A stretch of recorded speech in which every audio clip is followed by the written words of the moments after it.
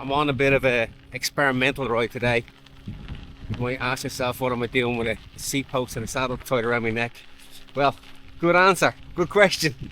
Today I'm riding the Redshift Endurance Pro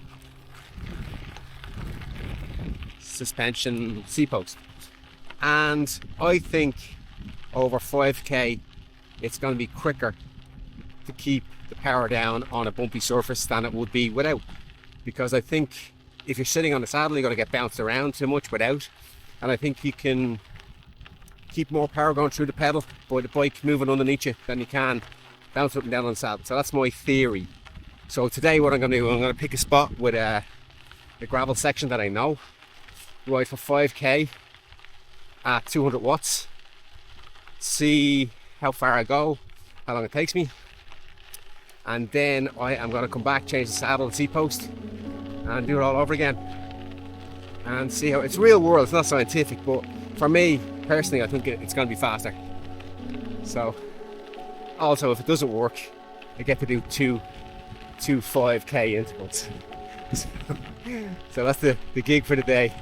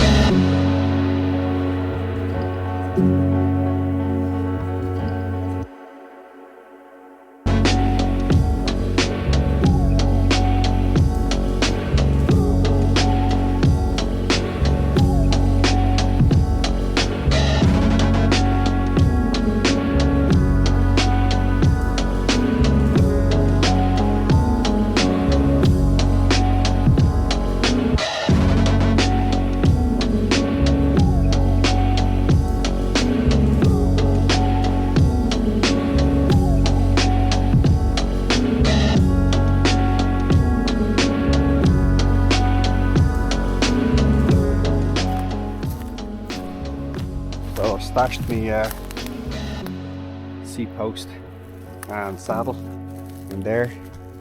There's the bike, and that's the route. So I'm going to go along this for 5k, and I have the suspension Redshift on it. So let's see, I'll do the first one here. Got the Garmin power pedals, so I can keep the power on, and then the hammerhead. And of course we're on the 51. So it's nice. I think of a bit of a tailwind. I'm going to put the hammer down as much as I can, keep it at 200 watts, keep on the same position, keep everything the same, and see the distance I cover and the time. So be interesting. It's 2 intervals anyway. Swallows are out. Isn't that lovely? Do you hear that? Quiet. It's nice, isn't it?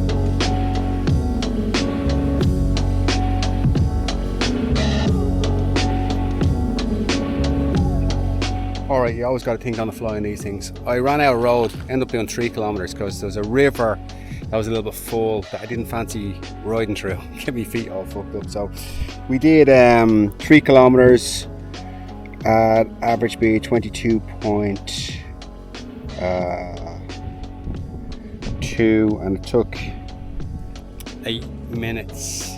So let's see what we can do now. So that was average 198 watts. So I'm going to ride back, do it again, change the saddle, and see if it's any quicker.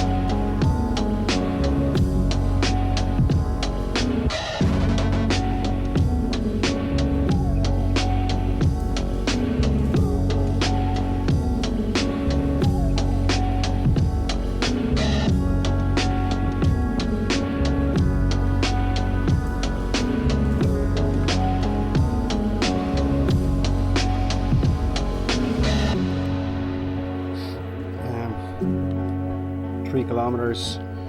So it was roughly 3:36, like 30 seconds quicker. Let's see what we got here. Average speed like 2 kilometers slower, and watts are a little bit less. All I can say is it was harder to get the watts down. I went quicker. I felt like the effort was harder, and like, it's not scientific because it was a little bit rolly. It's hard to keep the watts up and down, but just the stability of the bike, the way the bike was moving, the way I was, like, you know, over this stuff, it's hard to keep 200 watts down because the bike is sliding all over the place. But 30 seconds quicker in 3 kilometers. So it's definitely faster. It's definitely faster. So I'm fucking happy with that.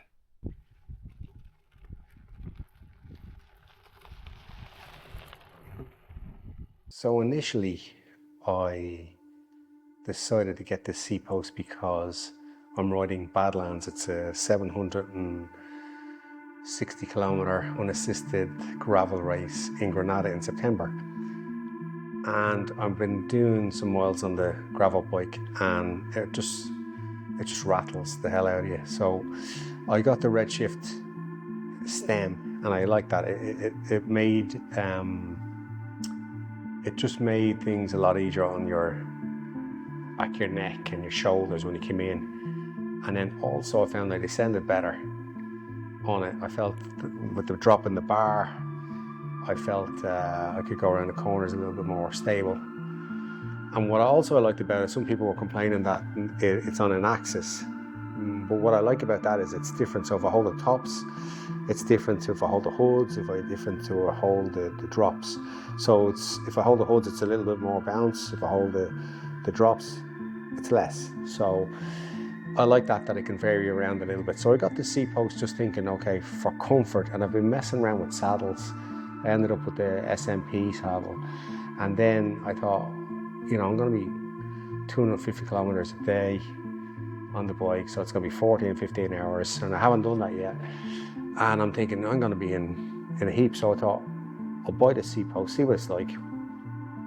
And they just come out with a new one, so I wasn't too sure which one to go for. I went for the new one that they've got, the Endurance one, the Pro.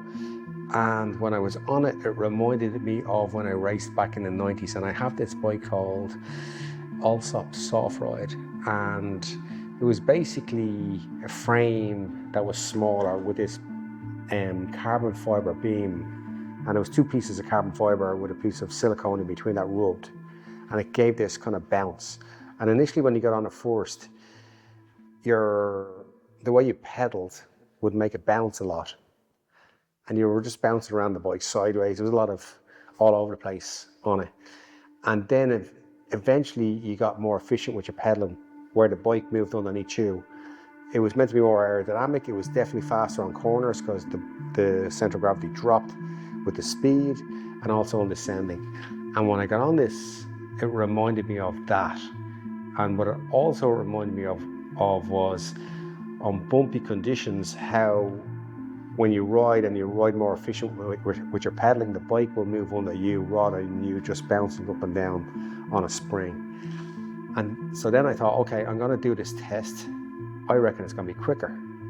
So that's what I did. So it ended up being a 3 kilometer test rather than a 5 because I ran out of road. The road surface itself was really, really chunky. So in the winter it was fairly hard, compact. Now it's loose and it's sandy and there's big rocks and it's pretty bouncy. And there's a couple of little beds, like river beds that are dry. So there's a couple of little bits and ups and downs, but it's generally slightly uphill with a couple of level bits. But I was able to keep it consistent. It's not science, it's not anything, it's just me, the way I figured this thing is going to be faster. So I did the first run, and I wanted to keep it around 200 watts, which was kind of tricky because there was a couple of little slightly downhill bits, but on average I was doing 186 watts, and I did a speed of 22.3 kilometers an hour. My heart rate was 154, and I did that in 8 minutes 10 seconds. So went back around, changed the saddle around, give it another go on the carbon fibre seat post with another saddle. And it felt harder to ride the bike. It felt, because I was putting the pedals down hard, that the bike was really, and I made a conscious effort to stay on the saddle, not get out of the saddle. And in that, when I got in, I got the stats back. And, you know, I did 181 watts, which was like similar to what I did in the last one. The speed was down, so it was 20.8. And the heart rate was around the same, 150. And I did that in 8 minutes 34. So it was almost 30 seconds quicker over 3 kilometers. So that's like nearly 10 seconds a kilometer. I don't think there's an upgrade out there for a gravel bike that's going to give you anything near that. You know, you can go and get a set of light carbon fibre wheels. Just light. Will it make you go faster over that chunky stuff? No, it won't. And if you think about it, the World Cup cross-country mountain bikes, none of them are on hardtails. They're all on dual suspension, and there's a reason for that. Just that you can get power down easier on rough terrain instead of being bounced around. And for me, if you're riding tempo or any sort of gravel races or anywhere where you're pushing yourself, this will make you go faster, for sure. It's heavier, but does it make much difference? No, there it was on a carbon fibre seat post and I still went quicker by quite a lot.